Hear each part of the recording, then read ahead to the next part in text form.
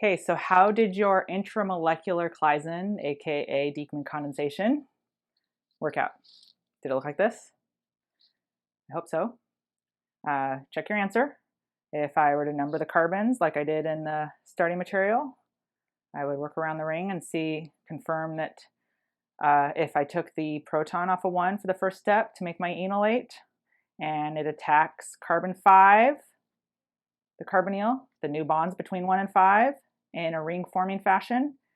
And I still have this, if I number in a different color, a 1, 2, 3 relationship, a 1, 3 dicarbonyl, or a keto beta to an ester, a beta keto ester, right?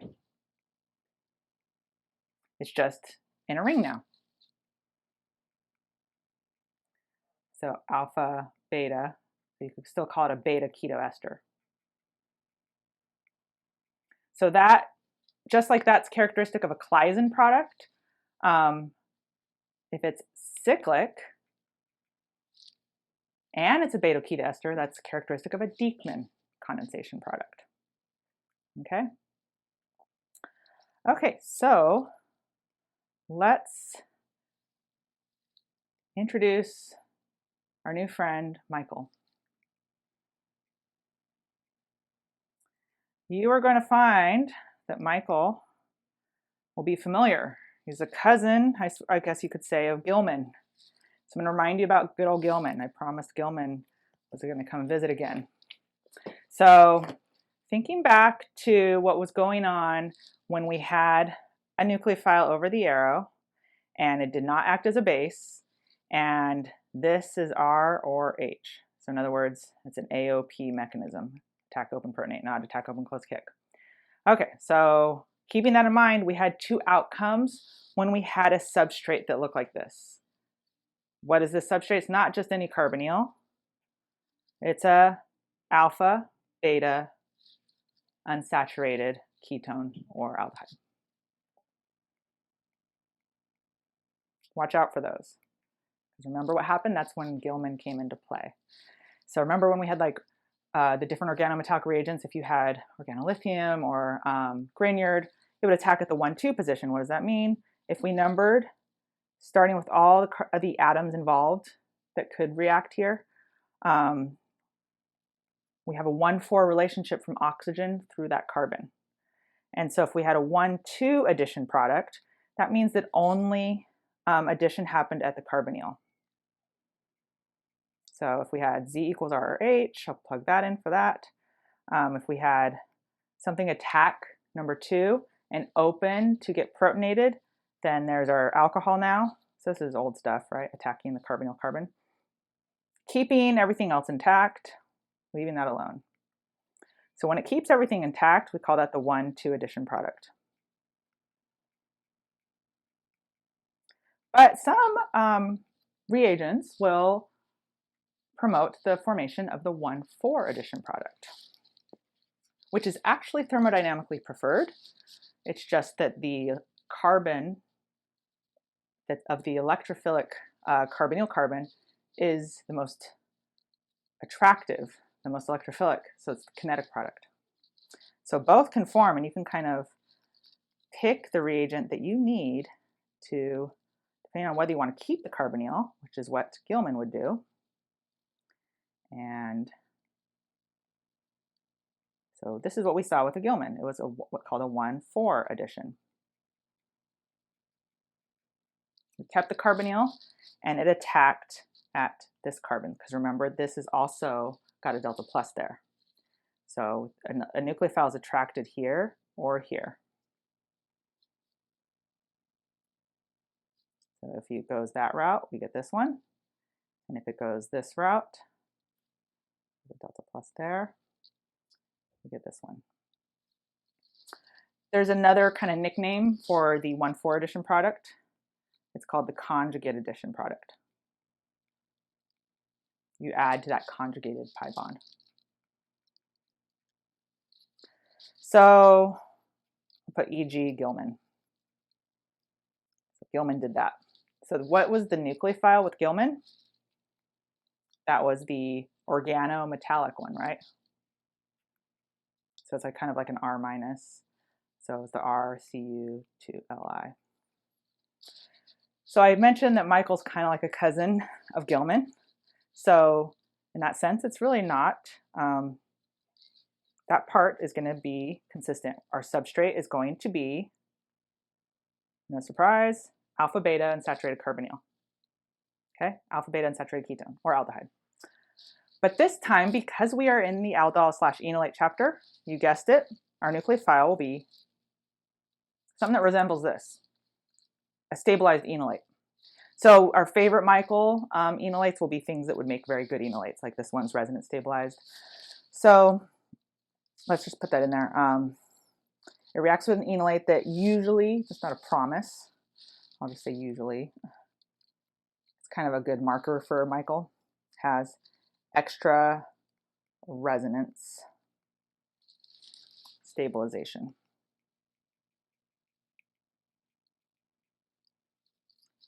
So that's why we have, hence the bigger structure here. Notice that if we take that, that's a particularly nice alpha carbon, because when we take that H off, it's extra resonance stabilized compared to if we didn't have both carbonyls there. Okay, so it will always add, because it's stabilized, that slows down the reaction. When you have that resonance stabilized enolate, that's the key to the Michael. Remember to achieve the thermodynamic product. And since it slows down the reaction, it will go for the more thermodynamically favored product, which is to keep that carbonyl, which is a very strong thermodynamically favored bond. So we call this the Michael donor.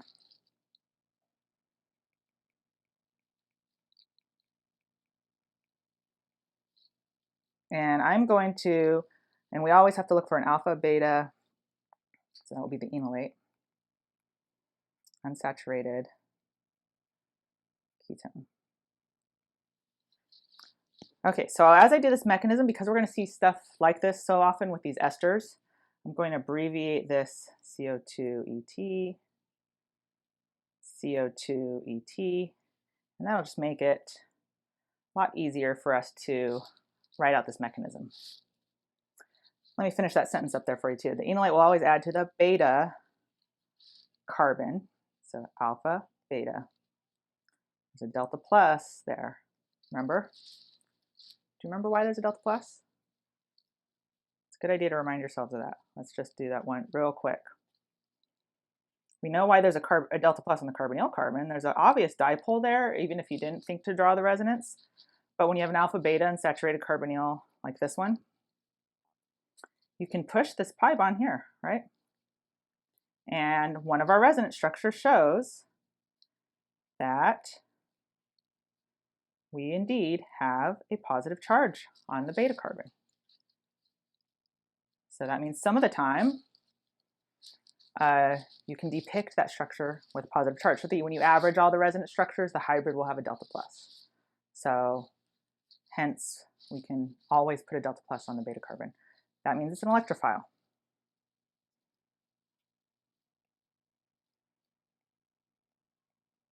Just like the carbonyl carbon is an electrophile. It's just not as big of an electrophile, which is why we like to have a very resonance stabilized enolate that kind of slows down the reaction and makes it a little bit more less hasty, if you will. It won't just attack anything willy-nilly. It'll take its time, be discriminate, and say, I'm not going to attack the easiest, I'm going to attack the best. That happens to be the best because the product will be the best, the most stable, if you will. So when you get a resonance stabilized enolate, it promotes only the attack of the beta one because that promotes thermodynamic stability. Okay, so what does that look like? I'm going to draw the mechanism for you. So remember, I took a minute to introduce those, or remind you of those abbreviations, just so we could look how nice that is to write out, a lot smaller. And yeah, I'm writing the enolate as an anion on the carbon, just because then I could do those abbreviations so nicely. And here we have our alpha, beta, and saturated carbonyl. And it attacks that carbon and opens up the pi bond. The electrons can land on that carbon, but since we are aware that the better host for a negative charge is oxygen and it's nearby, and we can push those electrons there, we'll do that. So that's the more realistic depiction of that. And so I'll show that. And so once again, that looks like an enol 8, right? Because we have that added in there. Here's the famous part where students have a hard time dropping carbons. I always recommend numbering right here. Carbon 1 attacked carbon 2, 3, 4. Carbon 1 is the one in between the two esters. 1 attacked carbon 2, 3, 4 is the carbonyl carbon. We're good. So I wasn't numbering it for naming, I was numbering it for tracking. Just make sure we didn't drop any or add any, because that's a common thing to do. So who's my new bond? Let's take a look. 1 and 2 are the ones that made a bond. So right here, that's the new bond.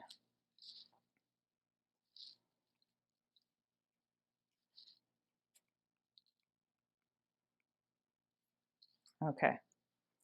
Sometimes it helps to point that out. All right. What's going to happen now? We don't keep enolates or enols. We go to the keto form. So what's that going to look like? You're going to say, well, you just told me that that's the better host for the negative charge. And so we're basically just showing, why am I letting that land there? Well, I'm not going to protonate the alcohol oxygen, which I could do. And then I would just say it has to tautomerize now, and that's okay. Another way to write this mechanism is to say, okay, let's go ahead and show that it can also occupy the carbon, and we'll protonate that one. I believe this is the one your book does, which is why I chose this path, but both are valid. We're getting advanced enough that you'll see that there's multiple routes to represent the same thing. So what's something that can neutralize this? We have, if you look over your arrow, you have a base, sodium methoxide, but we also have ethanol, so that's what we'll use.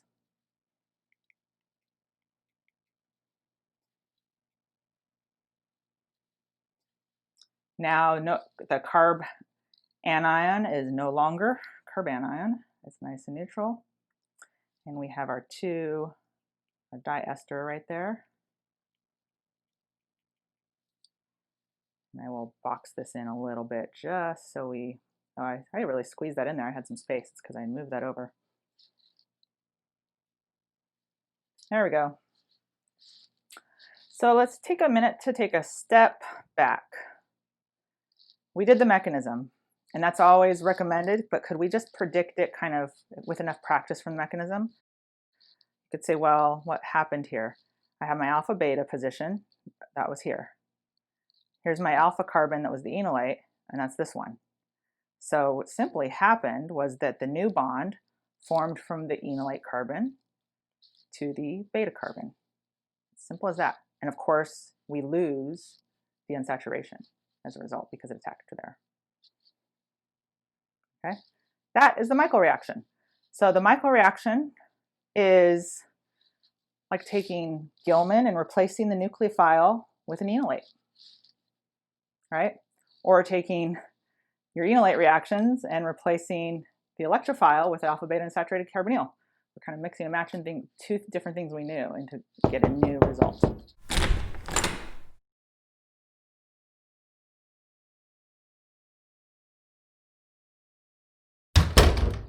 And that's the essence really of the rest of the chapter, to be honest. Okay, so something kind of interesting can happen here. When you have a 1,3 dicarbonyl pattern, I want to point this out. I'm going to draw out the ester this time. I'm going to draw the whole product.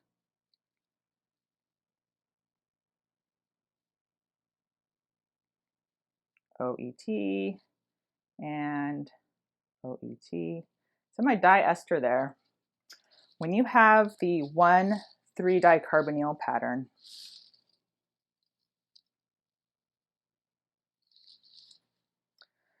you can actually have, with heat conditions, whether it's an ester or not, if you have acidic water and heat, we're going to hydrolyze that, right? So that could turn into a diacid. And then with heat, it can, which we've seen before, decarboxylate. So don't forget that. So that comes back because we're dealing with that same pattern that we've used in the malonic ester synthesis, for example. So what does that look like if we, let's just show the intermediate. So hydrolysis gives us the diacid.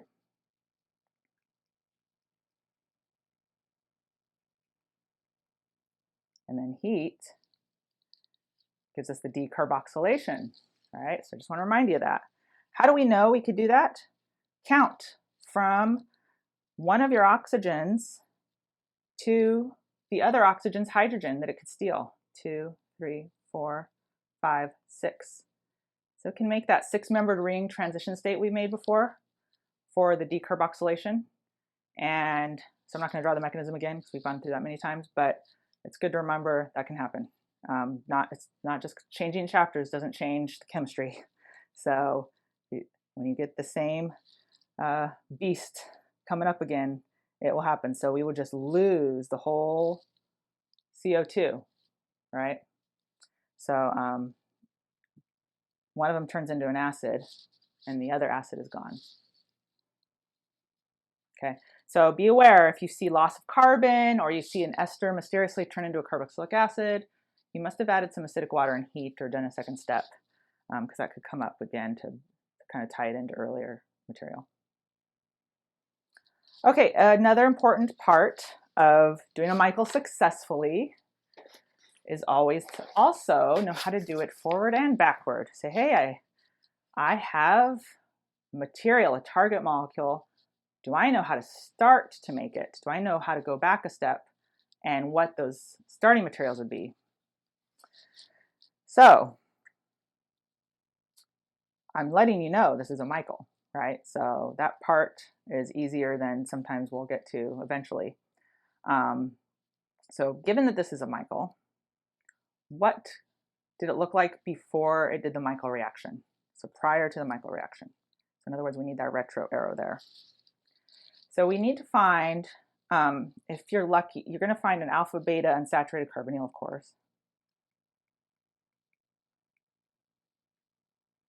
Unsaturated ketone or aldehyde. That's the definition of a Michael, plus something that could be an enolate. Often a 1,3 dicarbonyl, which is a great enolate because it's resonance stabilized. Okay, so look for those patterns. Something that used to be alpha beta unsaturated carbonyl with a new bond to where there's a 1,3 dicarbonyl. Okay, so I see 3 carbonyls. That's a good sign because this is 1 carbonyl and this would be 2 carbonyls. So who are the blue ones? Who's the red one? Well, notice that this one is more than 3 away from that one. This is more than 3 away from that one, but these are 3 away from each other. So this must be the blue scenario. And so I can connect those. 1, 2, 3. So this whole piece belongs together. So my point of disconnection, my new bond, must be where that red line is. That's the disconnection point if you were to take this one step back. If that's the case, the other piece better be this guy. Can I turn this into an alpha beta unsaturated carbonyl? Why, yes, we can.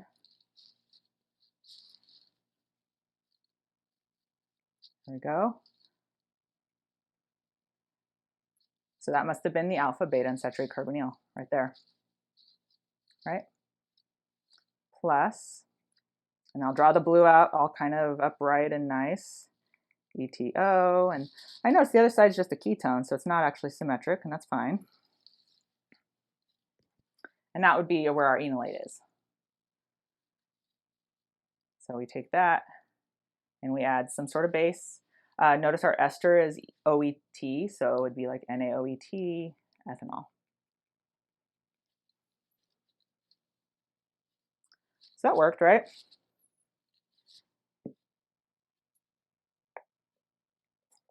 Okay, so how do we feel about that? You feeling good?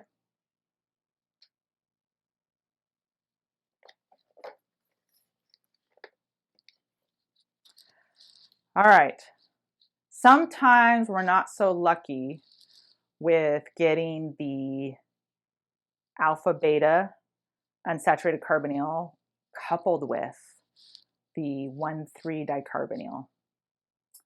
Those are easy to spot, right? The 1,3-dicarbonyls. But notice this one doesn't have 3 carbonyls. Therefore, we can't have a dicarbonyl plus an alpha beta unsaturated carbonyl because that would add up to 3 and we only have 2 here. So is there a way to make this a Michael? There is. It's just less preferred. So there are ways to optimize it, which you are going to learn in a later chapter, but there are also ways to kind of force it. So let's see what ways we could get this to work. We could do intramolecular. So the question we're really asking is who gets to be the enolate? Who gets to be the alpha beta unsaturated carbonyl? So we need these pieces to say we have our Michael.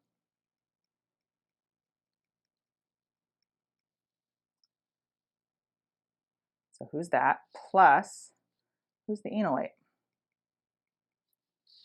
So one of these sides we could disconnect and make it the enolate. And this is more of a challenge. One of these sides we could disconnect and make the alpha beta unsaturated carbonyl. And there's actually more than one way to do it. And there might be a better way. So I'm going to leave. This was a short little lecture, but I'm going to reconvene with you. I want you to think about it for a minute. So stop, think about it, and check your possible answers. I want you to think of even more than one way. And when we come back, I'll see if you match my results. And I'll give you sort of a sneak preview onto what's going to come as a better alternative. Okay, so go give it a try. I'll see you soon.